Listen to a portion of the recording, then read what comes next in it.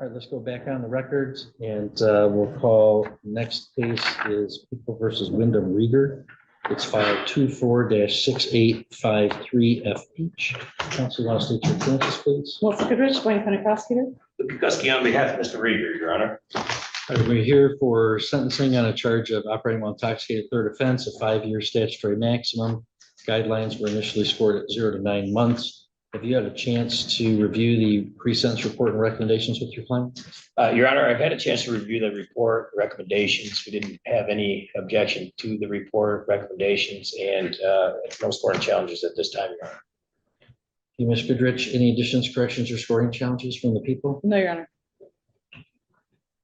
And I would note, I also did have an opportunity to review, I didn't count them, but there were probably in excess of a dozen letters of support, predominantly from the AA community, as well as documentation of AA attendance on behalf of Mr. Rieger. Thank you for forwarding that, Mr. Kukowski. Thank you, Your Honor. And anything you want to say on behalf of your client? There is, Your Honor, and just briefly, Mr. Rieger finds himself in a sad situation here, being he's operating on intoxicated third offense. He was a successfully completed sobriety court just a few years ago, relapsed in this case, and here we are. What he's done since this case and since he's been pending the pendency of this, I guess, sentencing in this case, is he's started a Al-Anon meeting here in Sheboygan. He's brought that back. The community did not have one, and the AA community saw a need for it. Mr. Wyndham stood up and started a meeting, and he's passed it on to a friend of his, and they've been co-chairing that meeting, but he's been the one that started it and got it going. He attends AA very regularly, almost religiously, Your Honor. He's been very dedicated to sobriety. He understands this relapse and the situation he finds himself in is very unfortunate. He's got all the nice letters that Your Honor's had a chance to review. He's had this overlink on since this offense occurred, and this offense occurred back over a year ago, April of the year. So he's not had any issues on his bond for well over a year. He started new meetings here for the Al-Anon community. He's been attending AA religiously. He's been still counseling.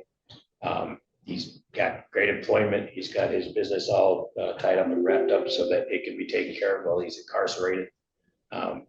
All those reasons, Your Honor, I think set Wyndham apart from your normal drunk driving third offender that you see in front of the court. I'm not sure I've had a client that has amassed the AA attendance, the letters, and the credentials that Mr. Rieger has. And albeit he's still on that path for sobriety, and he's still moving forward in that direction and moving forward in the right direction, Your Honor. So I'd ask the court, the recommendation and the agreement was not to exceed the midpoint of the guideline range. The guidelines are 0 to 9. The recommendation here is just the 30 days. I'd ask the court to adopt that recommendation, just send Mr. Rieger to the statutory minimum 30 days.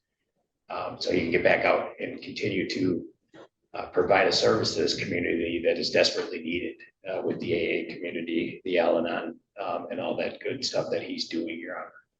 I'd ask the court not to overlook that because this is his third offense. Thank you. Thank you, Mr. Kukowski. Mr. Rieger, it's not required that you would say anything today. You don't have to, and if you don't, I don't hold that against you. You are also allowed to say anything you wish. Is there any statement you want to make, sir? No, Luke said it pretty well. I'll leave it at that. Thank you. Okay, very good.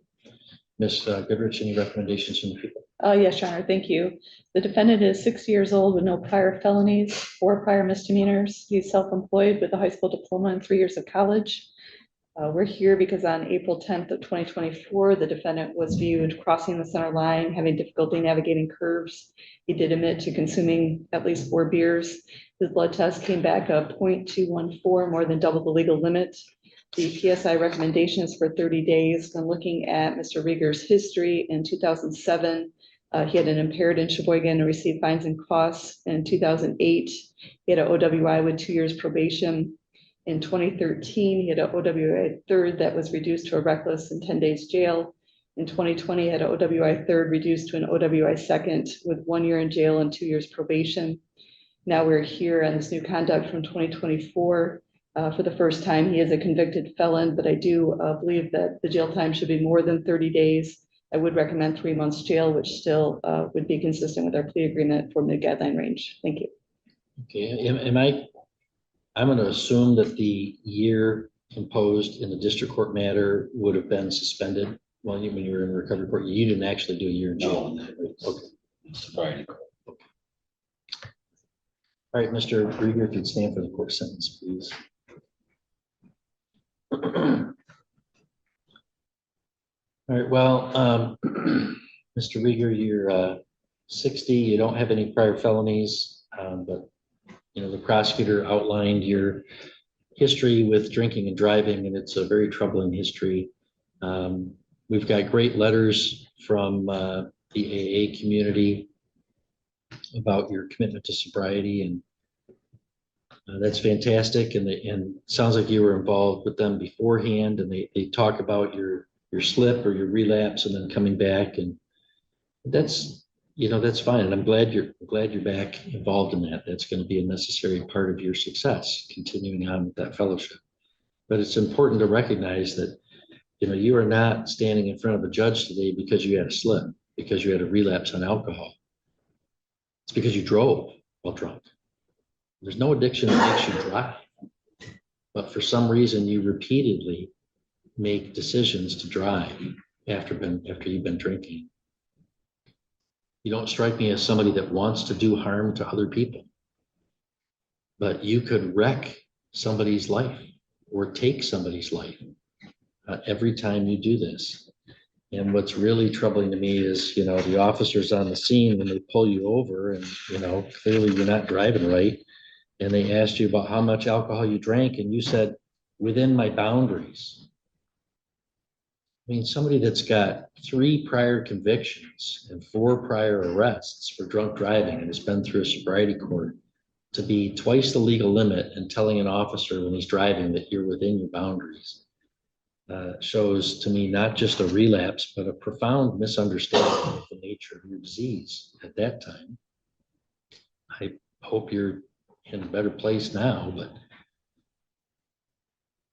it's tough to figure out, you know, what to do. The guidelines at 0 to 9, you know, would call for an intermediate sanction, which would mean we shouldn't give any jail unless there's reasonable grounds to do so. Here, there's a mandatory minimum 30 days, so we at least have to do that. But, you know, these guidelines don't adequately take into account, they do take into account prior history. What they don't take into account is that you keep doing the same thing. And that places people at serious risk of harm. Prior probation has not been working well. You had a treatment court, and that has not been enough to keep the community safe from Wyndham Rieger driving drunk. Is it too late for me to say something? Or can I say Go something? ahead, say something. I said that I was an alcoholic in the past, but I didn't truly believe it until April 10th of last year, when I finally said, I am an alcoholic. And it finally clicked, you know, that. Well, I mean, I hope that's true. I hope that's true. That's all I want to say. Oh. Well, and that's consistent with, you know, what I'm saying is that up until last April, you didn't really have an understanding of what was going on. So it's tough to know, you know, really what to do with you, because, you know, we've tried a lot of different things. Presuming that you didn't do much jail in recovery court, you know, it looks like the most you've done before is around a month.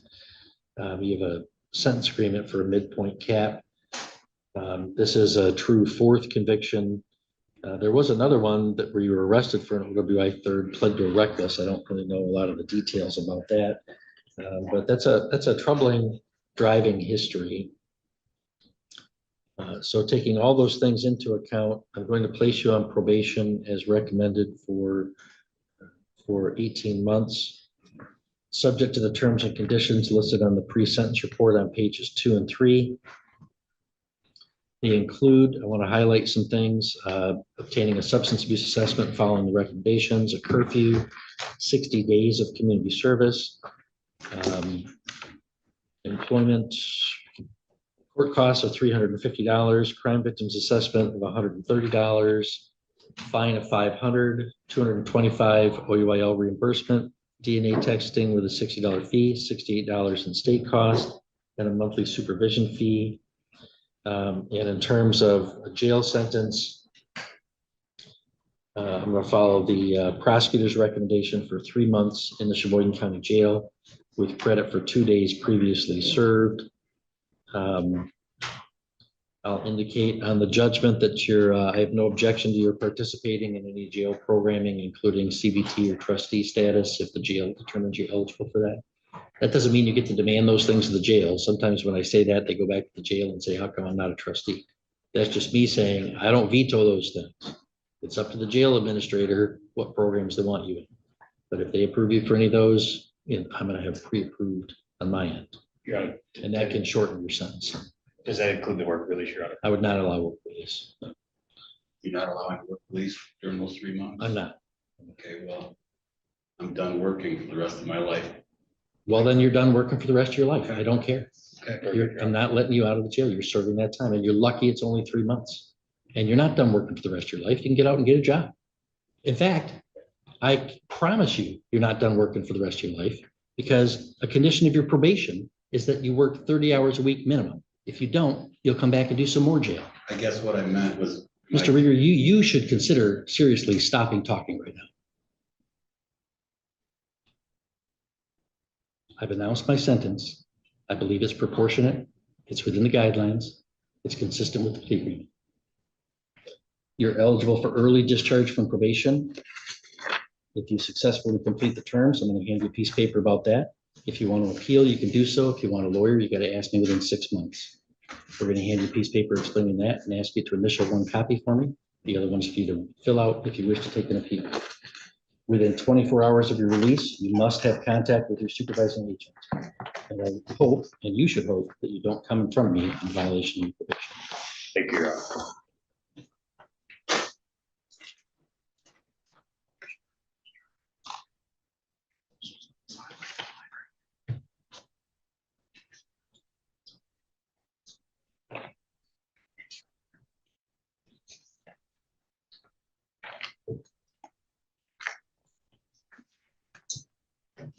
Preston, do you have any other matters? I believe that concludes my matter, so Your Honor. All right, yep. Thank you. You have a good day.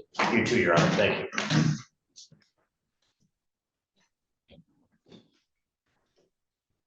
you. See, Anderson and somebody on Zoom that might be Mr.